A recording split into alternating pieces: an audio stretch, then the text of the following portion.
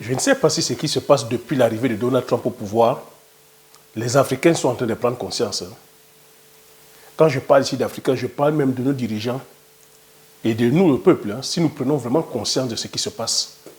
Je me rends compte que nous sommes toujours, c'est-à-dire distraits. On est toujours préoccupé par les sujets, c'est-à-dire de distraction, comme d'habitude, le Congo-ça, la calomnie, les clashs, alors que le monde est en ébullition. Le monde politique est en ébullition, le monde économique est en ébullition. Nous avons des thèmes comme guerre commerciale. Nous avons des thèmes comme tsunami, c'est-à-dire que sur le plan économique. On a des thèmes comme inflation, déflation. On a des thèmes comme protectionnisme. On a des thèmes comme crise économique. Mais je ne sais pas si tout ça, que ça parle aux Africains. On parle de géostratégie, de géoéconomie, de géopolitique. Je ne sais pas si tous ces thèmes-là parlent aux Africains. Mais comme d'habitude, on va se faire, c'est-à-dire comme manger dans la sauce. Parce que ce qui est en train de se préparer là risque d'être d'une extrême violence. Le crash qu'on a eu en 1929, le crash pétrolier, c'est-à-dire de 1980, le crash même boursier, c'est-à-dire que de 1987, la crise de la bulle Internet de 2020, la crise boursière des subprimes de 2008, tout ce que je cite là, dites-vous que ce n'est rien. La crise sanitaire qu'on a eue en 2020, de 2020 jusqu'en 2023, c'est rien derrière tout ça.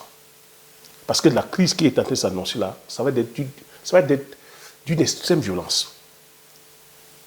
Si nous, Africains, on ne prend pas conscience de cela, est-ce que vous êtes en train de voir comment, quand je parle ici de rapport de force, comment l'Amérique est en train d'imposer le rapport de force. Donald Trump est en train de dicter la loi. Où sont les institutions? On parle ici de l'économie, du libre-échange. Où est l'OMS, qui est l'Organisation mondiale du commerce? C'est où l'OMS? Est-ce que vous entendez parler de l'OMS? Est-ce que vous entendez parler de toutes ces institutions? Mais c'est Donald Trump qui dicte la loi, c'est Donald Trump qui donne la ligne de conduite à tenir. Donc tu comprends tout de suite que derrière ça, il y a une hégémonie sur le plan économique. Je vous ai tout dit ici que le monde fonctionne par rapport de force. C'est les plus forts qui parlent et c'est les plus forts qui écrivent la loi. Donc si tu vois que Donald Trump vient bafouer les institutions, que ce soit sur le plan économique, que ce soit sur le plan diplomatique, que ce soit sur le plan même de la démocratie, sur le plan même de la loi, parce que tu as dit que voilà, il vient défendre les intérêts de son pays, mais tu dois comprendre pourquoi ici, je passe le temps à vous dire, nous devons être des fins stratèges. La stratégie ici demande quoi? Que lorsque tu n'es pas fort, tu ne peux pas penser à aller marcher sur les plates-bandes, c'est-à-dire que de celui qui est fort. Quand tu n'es pas fort, tu essaies déjà d'abord de pouvoir contrôler, c'est-à-dire les intérêts, tes propres intérêts chez toi. Avant de penser maintenant, dire que bon, je vais lever la tête pour aller aussi grappiller la consommation ailleurs. Parce que ce qui est en train de se passer, c'est que c'est une force, je vous ai dit, un combat entre la Chine et les États-Unis d'Amérique. Voilà le bras de fer. Et si nous, Africains, on ne comprend pas ça, on meurt dans le film. Si on ne comprend pas que lorsqu'on va aller entreprendre, on se doit de savoir que c'est quoi la géoéconomie, c'est quoi la géostratégie, c'est quoi la stratégie même dans le business. Si on ne pense pas d'abord ici, privilégier que l'économie réelle, aller entreprendre sur les valeurs réelles. Je parle ici d'entrepreneuriat, je parle même de la consommation. Si tu ne penses pas ici, dis que avant de sortir ton argent, te rassurer que l'argent que tu sors, ça va vers l'économie réelle de ton pays. Donc tu dois consommer ta déco locale. Si les Africains ne pensent pas aujourd'hui faire du commerce, c'est-à-dire voilà, entre eux, ils meurent dans le film. Regarde ce qui est en train de se passer là maintenant. Les États-Unis tout puissants disent que non, ils ne peuvent plus continuer à supporter, à perdre. Parce qu'aujourd'hui, c'est la Chine qui est en train de bénéficier des retombées sur le plan économique. Toutes les usines sont en Chine. La Chine, par le fait que c'est elle qui a aujourd'hui toutes les usines du monde, par le fait aussi que sa monnaie soit faible. C'est la Chine qui bénéficie aujourd'hui des retombées économiques. Parce que tout est produit en Chine et la Chine déverse ses produits partout dans le monde. Donc l'Amérique, par le biais de Donald Trump, demande qu'il faut que ça s'arrête. Mais il faut que ça s'arrête. Quels sont ceux qui ont établi ces règles? C'est encore les Américains et les Occidentaux. La Chine a accepté qu'on vienne produire chez elle. En acceptant ça, elle a aussi accepté de prendre beaucoup de risques. Le risque sur le plan environnemental, la Chine, c'est un pays aujourd'hui très pollué. Toutes ces usines qu'on est venu implémenter en Chine, ça a pollué, c'est-à-dire que la Chine. La Chine aussi, il n'y a pas un développement, comme je vous dis, un développement qui se fait de façon positive. J'ai dit, le problème est que rime avec les inégalités. La Chine a dû récupérer les terres appartenant aux paysans pour pouvoir implémenter toutes ces usines, toutes ces industries, pour faire plaisir aux Occidentaux. La Chine a fermé les yeux sur la réglementation en acceptant de payer la population des bas salaires.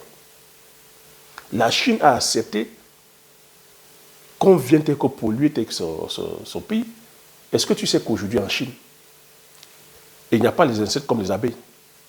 La Chine aujourd'hui ne peut pas produire correctement parce qu'il n'y a pas d'abeilles pour polliniser à cause de la pollution. La Chine, ce n'est pas pour rien qu'elle vient prendre les terres chez nous en Afrique.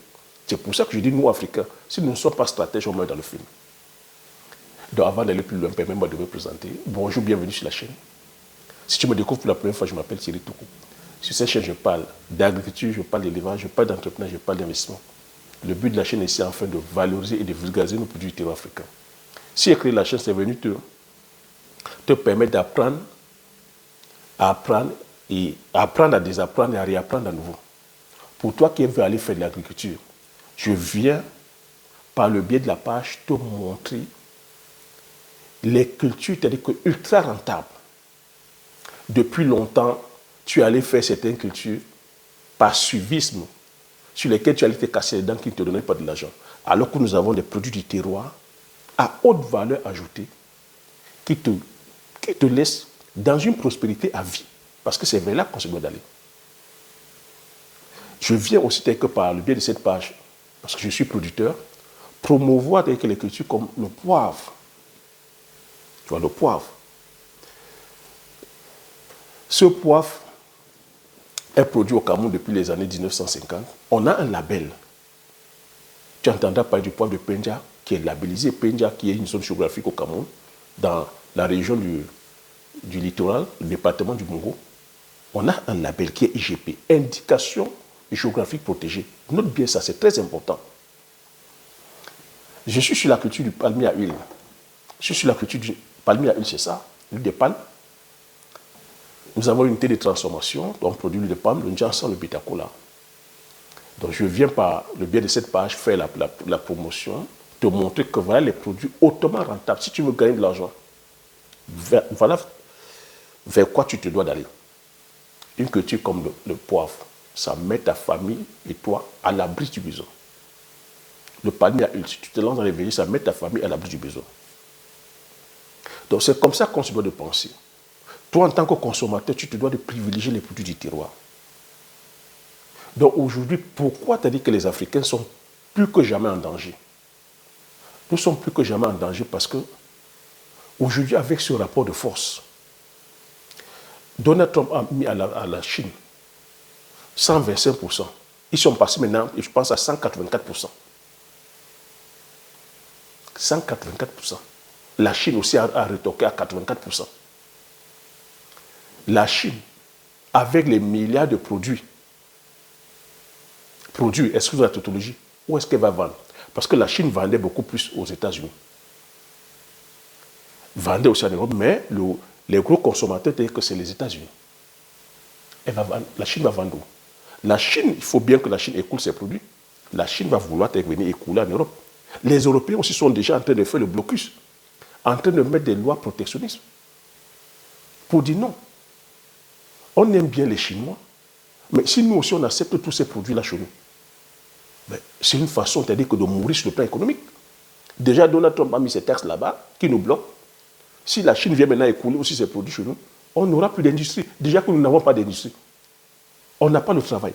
Le coût du travail est très élevé en Europe. La production est élevée à cause de l'énergie, à cause du respect de l'environnement, à cause de la main-d'œuvre. La main-d'œuvre, ça coûte cher en Europe. La production coûte cher. La Chine produit là-bas à bas coût. Si la Chine vient déverser dans tous ses produits à bas coût, ça va créer ce qu'on appelle, c'est-à-dire que la déflation. La déflation, c'est le fait que les produits soient moins chers. Ben, les gens vont aller consommer les produits chinois moins chers. Et ça va tuer le travail. En allant consommer les produits moins chers, ben, ça détruit donc le travail. Beaucoup d'entreprises et beaucoup d'industries vont fermer. Et ça va mettre une masse de population au chômage. C'est pour ça que j'interpelle la diaspora et dis, prenez de la graine. L'inflation aussi, c'est le fait aussi que la vie soit chère. Les produits sont là, mais le coût de la vie est cher, ton salaire ne suit pas. Quel est l'enseignement qu'on peut tirer de là? Nous, Africains, on se doit maintenant de réfléchir. Parce que si l'Europe bloque, la Chine va se retourner vers qui? La Chine va aussi se retourner vers l'Afrique.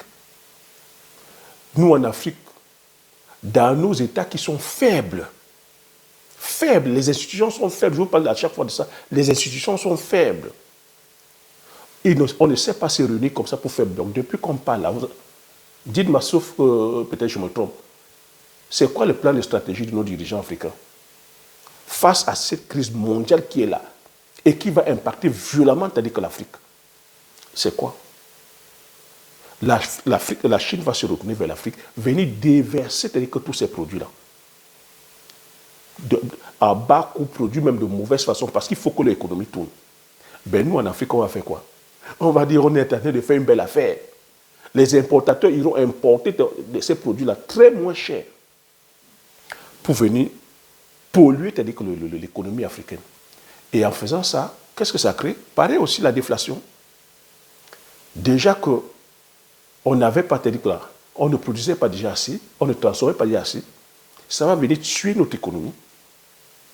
Et on n'aura plus, c'est-à-dire qu'on ne pourra plus produire. Et on ne pourra même pas créer les emplois avec ça. C'est pour ça qu'il est crucial, il est important que les Africains se forment. Que les Africains, c'est-à-dire qu'on quitte vers la course vers l'argent. Parce que vous voyez, quand on court vers l'argent, vous allez entendre que les China Trip de ceci, vous allez aller ramasser les trucs. On ne crée pas de la valeur avec ça. Vous voyez que c'est nous-mêmes qui affaiblissons même des fois nos États. Vous voyez qu'avec ces mécanismes qui sont là, vous voyez que nous ne sommes pas dans un monde de bisounours. Ce ne sont pas les enfants de cœur qui dirigent. Où sont les institutions? Donc vous comprenez que nos chefs d'État, ils n'ont pas le pouvoir. Vous voyez que quelqu'un comme Donald Trump, il se lève de façon unilatérale, il dit à compter de maintenant, voilà comment ça va se passer. Il s'en fout des institutions. Face à des mastodontes des pays comme l'Europe, les Européens se plient. Les Européens ne parlent pas fort. Vous pensez que si les Européens qui ne parlent pas fort, les Européens, un pays comme la France, qui a une économie aussi qui est forte, un pays comme l'Allemagne, première puissance économique européenne, ne parle pas fort, la France qui a la bombe atomique, qui est militairement armée, qui a une bonne économie, ne parle pas fort. Vous pensez que c'est nos dirigeants en Afrique qui pourront parler fort? C'est pour ça que je dis des fois que même sur le plan stratégique, nous ne sommes pas assez intelligents. Parce que c'est nous-mêmes qui détruisons aussi nos pays.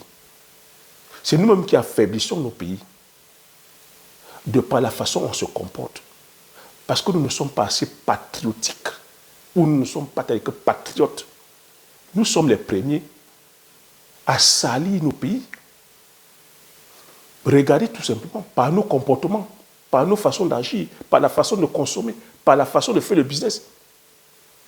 On passe notre temps à mépriser, à dénigrer notre pays. C'est nous qui sommes là à filmer, c'est-à-dire que tout ce qui est mauvais chez nous. C'est nous qui sommes là à aller filmer les poubelles.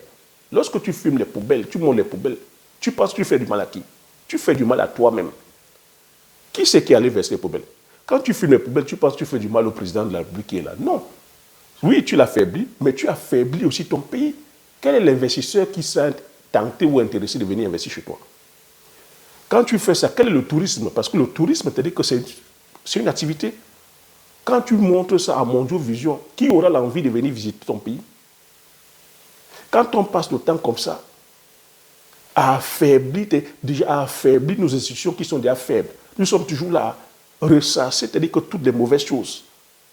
On ne dit pas qu'il ne faut pas parler, mais quand vous êtes là, à longueur de journée, c'est même le travail pour certaines personnes. On a le temps quand pour pouvoir entreprendre. On a le temps quand pour pouvoir changer les choses. La meilleure façon de changer les choses, c'est d'agir. Quand tu vois que c'est sale, tu vas balayer. Quand tu vois que sur le plan économique, il faut la souveraineté, par exemple, économique, on va entreprendre.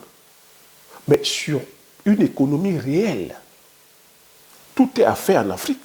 On dit l'Afrique, c'est le paradis. Mais c'est un paradis que les Africains eux-mêmes ne croient pas. L'Afrique, c'est l'avenir. Mais c'est un avenir peut-être sûrement sans les Africains. Parce qu'on voit les Chinois, on voit les Turcs, on voit les Américains, les Français, on voit les étrangers venir, mais sauf les Africains. Les Africains ne croient pas. Donc ça va demander qu'on ait l'esprit patriotique, qu'on se valorise, qu'on valorise notre culture, qu'on valorise notre gastronomie, qu'on valorise, c'est-à-dire voilà, l'art, le cinéma, le théâtre, qu'on valorise notre éducation, qu'on valorise nos croyances, qu'on valorise notre patrimoine culturel, qu'on s'éduque, qu'on se forme, qu'on apprenne, c'est-à-dire voilà, la science, la technologie, mais qu'on sache que c'est une technologie qui doit d'abord commencer par être endogène, inclusive. Tu ne peux pas. On nous a vendu la mondialisation, mais vous voyez les limites de la mondialisation. Donc quand nous-mêmes sommes là à dénigrer ce que ceux qui ont pris le courage, l'effort d'aller faire, non, on ne peut pas se développer avec des États. Oh non, on ne peut pas travailler avec la houe. Non, l'agriculture, c'est sale. Non, l'agriculture, c'est ceci. Non, il faut aller plutôt dans les bureaux. Vous voyez, ils nous ont vendu un certain paradigme. Non, c'est les bureaux. Mais c'est les bureaux avec les salaires des catéchistes. Donc, vous voyez que c'est notre narratif qui nous tue. Les Chinois, si les Chinois ont réussi à les pénétrer, c'est parce qu'ils se sont refermés sur eux-mêmes. Ils se sont, c'est-à-dire imprégnés de leurs valeurs culturelles, ancestrales. Ils n'ont pas oublié tout le mal parce qu'ils ont été humiliés, les Chinois. Les Chinois ont été massacrés. Les Chinois, c'est-à-dire qu'ils sont morts de faim. Mais ils sont restés aujourd'hui. Ils ont appris de ces difficultés-là. Parce que c'est dans la difficulté qu'on se transcende. Ça ne les a pas empêchés, c'est-à-dire que de continuer à garder leur tradition, c'est-à-dire que culinaire. Aujourd'hui, on mange les nems, on mange les ceci, on mange les pâtes. C'est la tradition chinoise. Mais nous sommes là à penser qu'on peut faire le bon, c'est-à-dire un saut je ne sais pas moi, sur 70 ans, 80 ans. Non. C'est pas à pas. On commence de façon artisanale. Mais comprendre aussi que l'artisanat, c'est-à-dire que c'est... Beaucoup ne comprennent même pas ces pans de marché. L'artisanat, en ce qui concerne du moins l'alimentation, on se doit de ce... L'alimentation n'est pas faite pour être industrielle. Du moins l'alimentation de qualité. Parce que lorsqu'on va labelliser, c'est-à-dire que tout ce qui est sur le plan alimentaire. Quand vous entendez les labels comme IGP, Indication géographique protégée, comme je vous ai parlé du poivre, quand vous entendez les labels comme les AOP, Appellation d'origine protégée, quand vous entendez les labels comme les AOC, Appellation d'origine contrôlée, c'est les terroirs. C'est les terroirs, c'est les sols qu'on labellise. Et ces modèles de production, ce ne sont pas des productions industrielles, c'est des productions artisanales. Parce que c'est dans l'artisanat qu'on gagne beaucoup d'argent. Parce que c'est dans l'artisanat qu'on labellise. Et c'est ces produits-là qui font la fierté, qui font le rayonnement tel que de beaucoup de pays. Quand la France parle de son terroir, quand la France parle de son vin, tu vois les vins de Bordeaux, les vins de Bourgogne, les vins d'Alsace, c'est des terroirs. Et ce n'est pas produit de façon industrielle. Pourtant, une bouteille de Bordeaux, des grands crus s'arrachent à 5 000. Les bouteilles de Bourgogne, comme la Romanée Conti, s'arrachent à 15 000 € la bouteille. Mais quand on commence à industrialiser, c'est des produits de masse. Et ce n'est pas la bonne qualité aussi. Si je commence à vous dire ce qu'on met dans tout ce qui est produit industriel, c'est les éléments de synthèse. Un chocolat que tu vas manger, c'est quoi la teneur en cacao? La tomate en conserve que tu vas aller manger, tu penses que tu manges la tomate pure? C'est des colorants, c'est des additifs, c'est des déchets même tels qu'on te met dans la boîte de tomates. Parce que dans ce système-là, il faut faire du profit. Parce que dans ce système, il y a un coût de production qu'il faut amortir. C'est l'énergie, je vous parle depuis de l'énergie. On ne peut pas nous parler aujourd'hui d'industrie ou d'industrialisation sans qu'on inclue l'État. C'est pour ça que quand je regarde comment nous allons en rang dispersé, même les infopreneurs qui sont là à dire que non, on doit aller plutôt lancer les industries. Mais vous rigolez ou quoi? Vous rigolez? Moi, je suis dedans. Je produis de façon intensive le palmier à huile. J'ai une unité de transformation. Mais je connais la difficulté qu'il y a. Tu ne peux pas parler d'industrie telle que quand tu ne maîtrises pas l'énergie. Quand tu ne maîtrises pas. Et tu ne peux pas parler aujourd'hui d'industrie sans inclure le politique. Mais nous sommes là à détester nos dirigeants politiques. Nous sommes là à les insulter à longueur de journée. Eux aussi, ils sont là, ils sont bâillonnés. Parce qu'ils reçoivent, il y a la pression, il y a le rapport de force. Parce que les matières premières qui permettent à produire que cette énergie, comme l'uranium, les pays les plus développés ont besoin de cette matière première. Et par rapport aux accords qu'ils ont avec nos dirigeants, quand tu es un pays faible, ou sur le plan de la défense, tu ne peux pas te défendre. Quand tu vois un certain Donald Trump qui vient ici bafouer, marcher, c'est-à-dire que sur les institutions, comme l'OMS, comme c'est-à-dire que l'ONU, ça existe encore. Donc demain, s'il le fait là maintenant avec l'OMS, s'il a besoin demain de l'uranium, il viendra prendre là où ça se trouve. Je vous le dis à chaque fois ici. Il viendra prendre là où ça se trouve. Quel est le rapport de force que nous avons? On peut se défendre militairement. Nous fabriquons les armes. On a la bombe atomique. Les armes que nous achetons sont eux qui fabriquent. Ils peuvent même nous refuser ça. Une fois encore de plus, la stratégie. Donc il faut comprendre ici que c'est les politiques qui impulsent, c'est-à-dire que les lois pour la souveraineté. Donc si on veut avoir une souveraineté sur le plan énergétique, ce sont nos États encore. Et on ne peut pas, c'est-à-dire qu'affaiblir nos États en passant, nos dirigeants, en passant le temps à les insulter. Eux aussi, ils vont faire quoi? Ils vont s'asseoir. Regardez le cas d'Dangote. Dangote et le gouvernement et ses dirigeants politiques. Si on ne comprend pas ça, on n'a rien compris. Dangote a mis 20 milliards. C'est quoi le problème là maintenant? Pourquoi on ne veut pas lui donner le pétrole? Vous comprenez que derrière, il y a des choses qu'on ne nous dit pas. Il y a des rapports de force qu'on ne nous dit pas. Et alors que partout dans le monde, c'est les politiques qui impulsent les lois, c'est les politiques qui permettent aux opérateurs économiques de devenir des capitaines d'industrie. Regardez l'histoire de l'Amérique. C'est les politiques. C'est les politiques qui impulsent les lois. C'est les mêmes opérateurs économiques aussi qui viennent accompagner, c'est-à-dire que financièrement, les politiques. Mais c'est le politique qui fait la loi. Je vous parle, regardez depuis les années 1830. Vous verrez que le politique fonctionne toujours avec l'économie. Et même les Américains, ces économistes, je veux dire, ces hommes d'affaires, ils ont été tellement malins qu'ils ont même commencé à se marier avec les politiques. Du moins, leurs enfants, c'est-à-dire qu'ils épousaient, c'est-à-dire que les hommes politiques, eux-mêmes, ils se sont retrouvés, c'est-à-dire à rentrer dans la politique, à être des gouverneurs pour changer les lois en leur faveur. Si on a la Silicon Valley, c'est parce que les politiques ont voulu que les choses se fassent. Si aujourd'hui, dès qu'on peut lancer les fusées, Elon Musk peut lancer la fusée, c'est parce que le politique a fait le travail. Le gouvernement américain a fait le travail par le biais de la NASA. L'Amérique a financé énormément, c'est-à-dire que le projet spatial. Donc Elon Musk, quand il arrive avec SpaceX, ben, il marche, c'est-à-dire que sur le coton. Et en même temps, c'est-à-dire que l'État américain a donné une subvention de plus de 3 milliards de 33 milliards de dollars à Elon Musk. C'est le gouvernement. La Silicon Valley, pareil. C'est le président Ronald Reagan qui vient impulser la Silicon Valley, donc tout ce qui est Microsoft, IBM et Apple.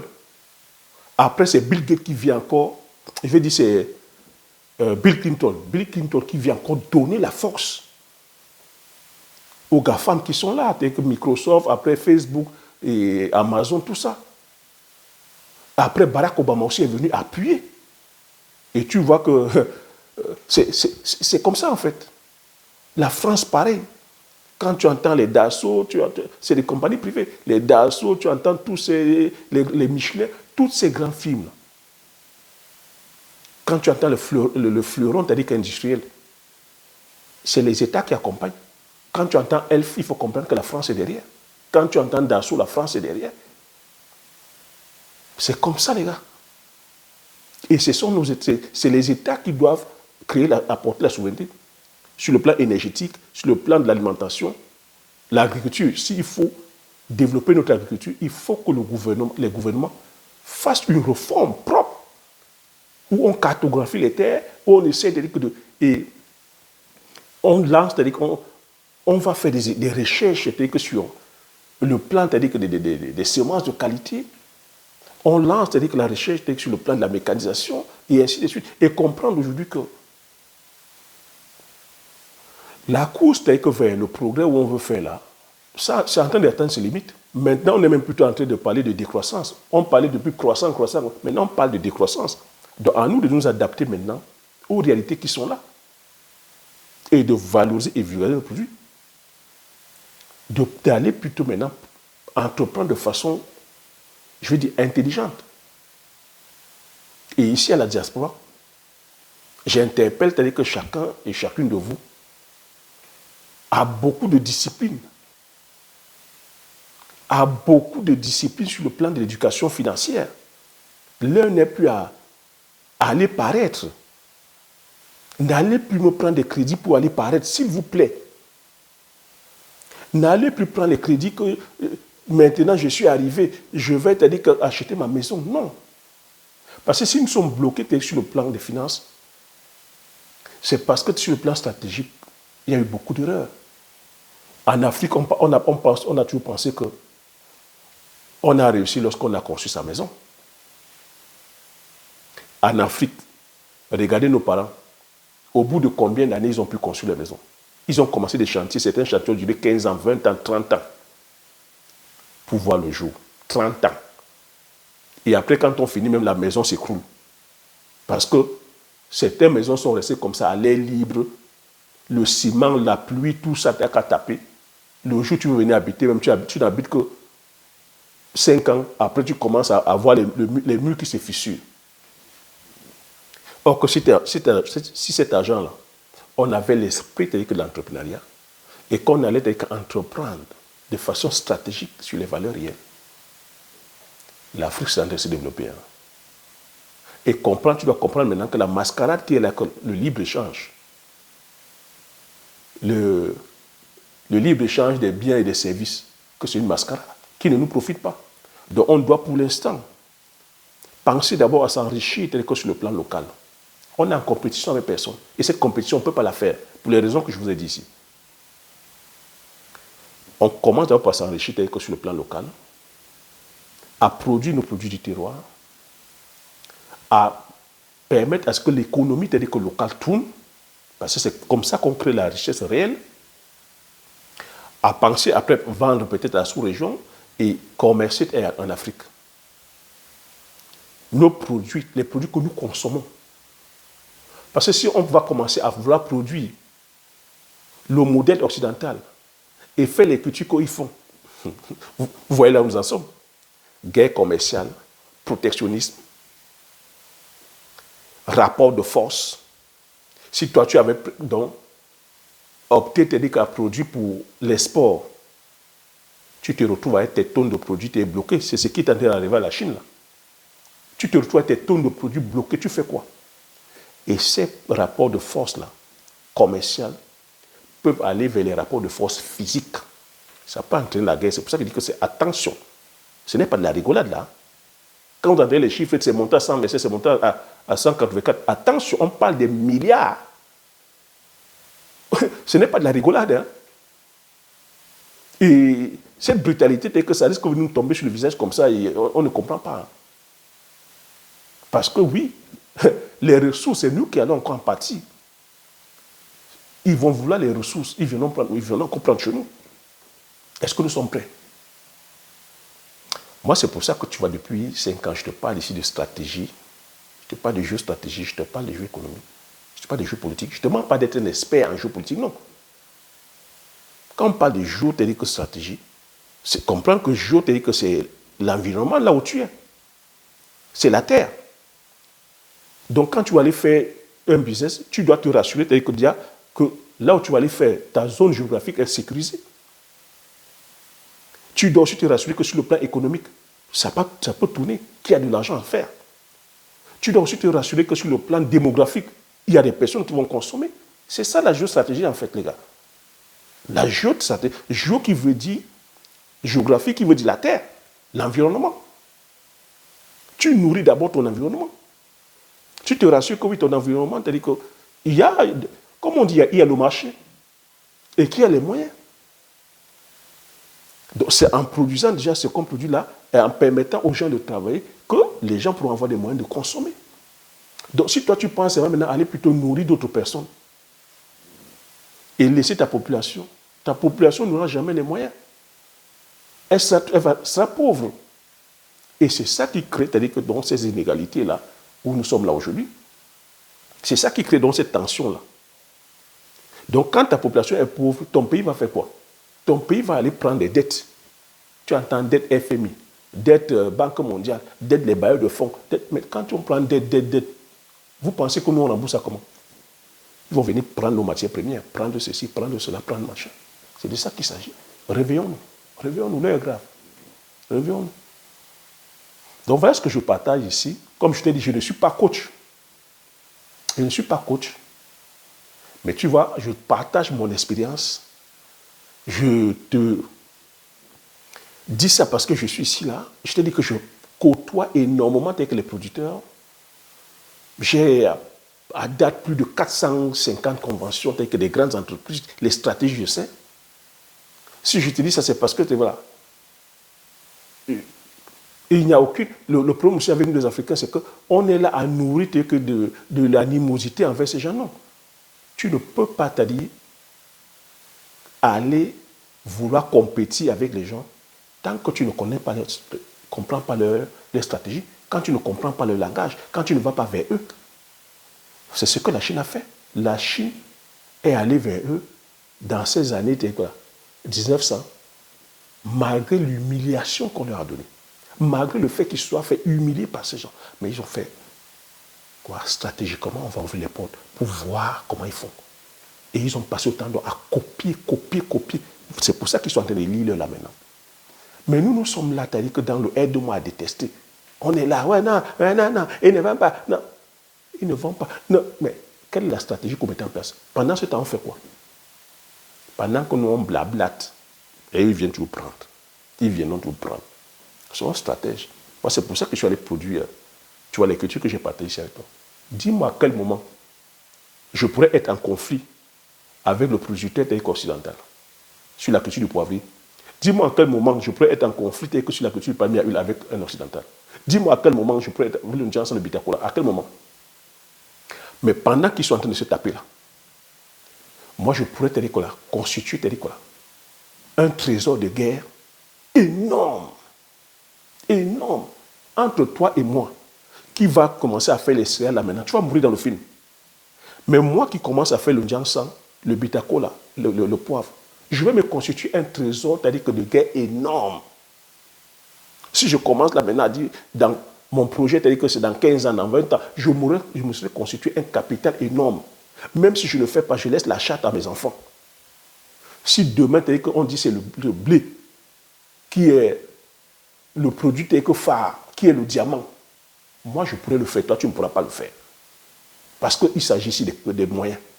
Je pourrais acheter comme ça même 20 000 hectares pour aller faire le blé. Mais pour les raisons encore que je sais environnementales, je ne pourrais pas faire le blé parce qu'on vient détruire l'environnement. On connaît les dégâts de ça.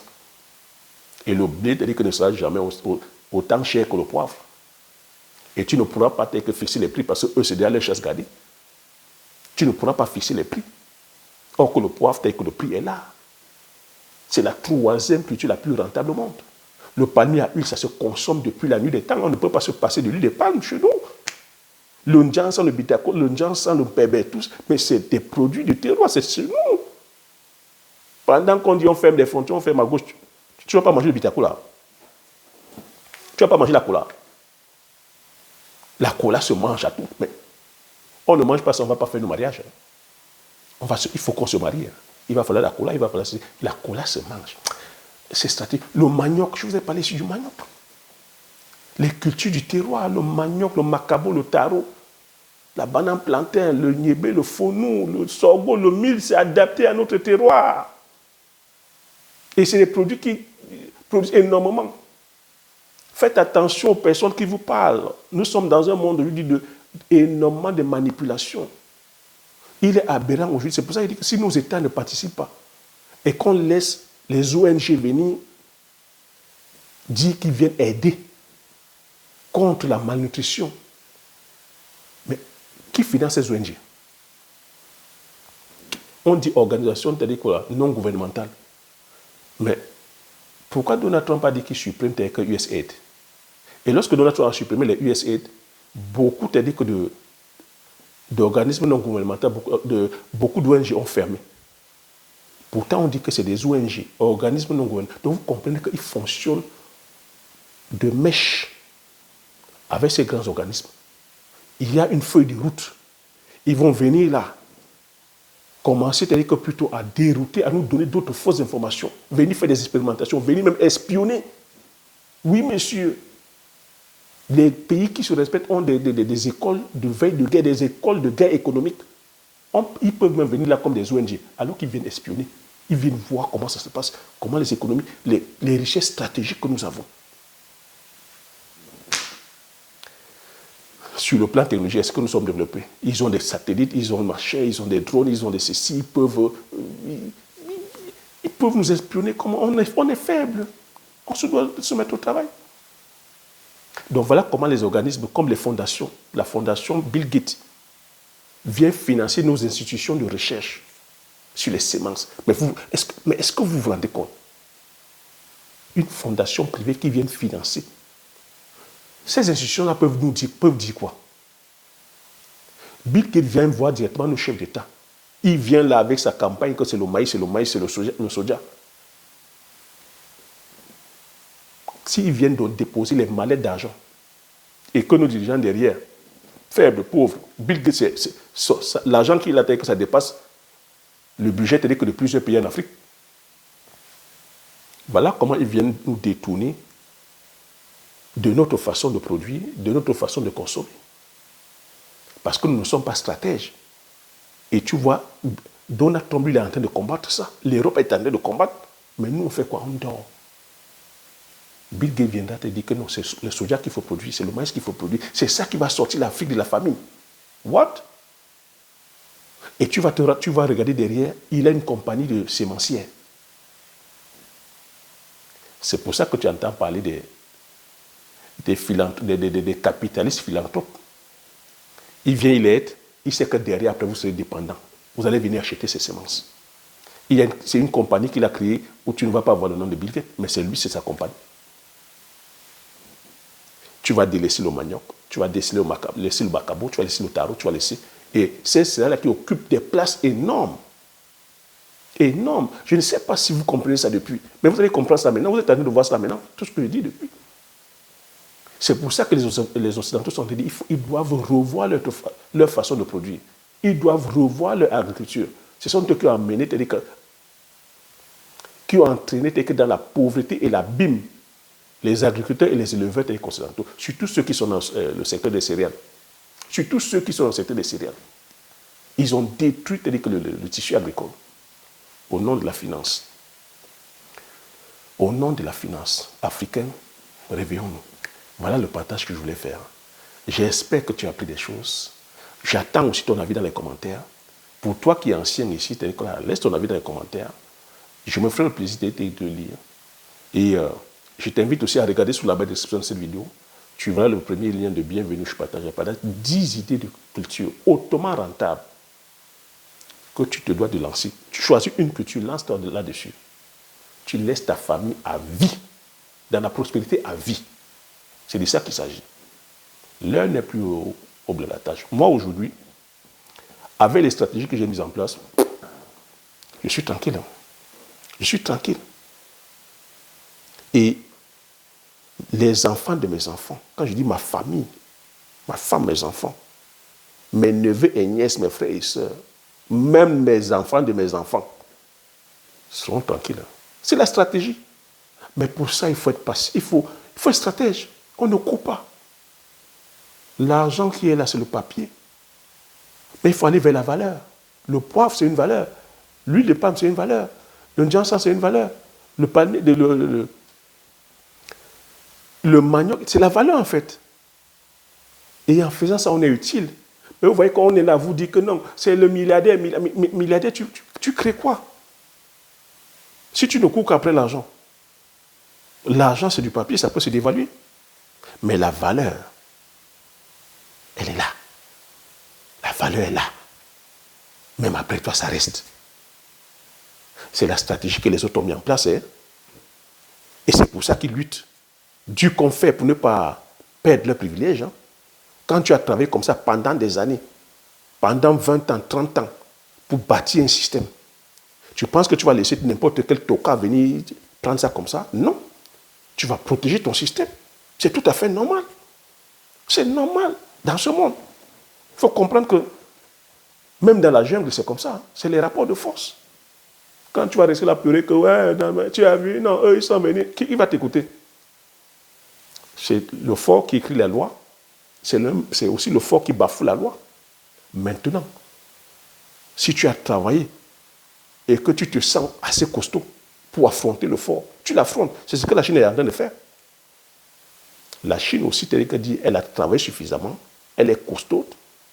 C'est elle qui détient les bons de trésor américains. C'est elle qui nourrit le monde, qui travaille pour le monde. Elle peut se permettre de se lever la tête, elle a la bombe atomique, elle peut se lever et tenir tête. Toi, ton président peut se lever et tenir tête.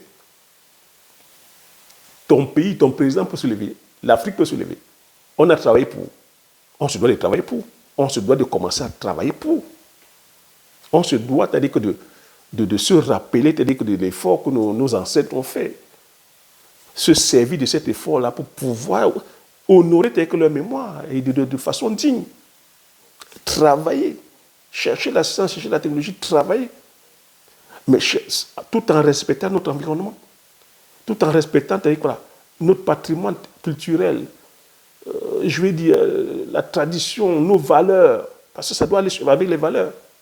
On doit savoir qui nous sommes. Mais si nous sommes là comme des perdus, nous sommes toujours là à nous dénigrer. au profit des les autres.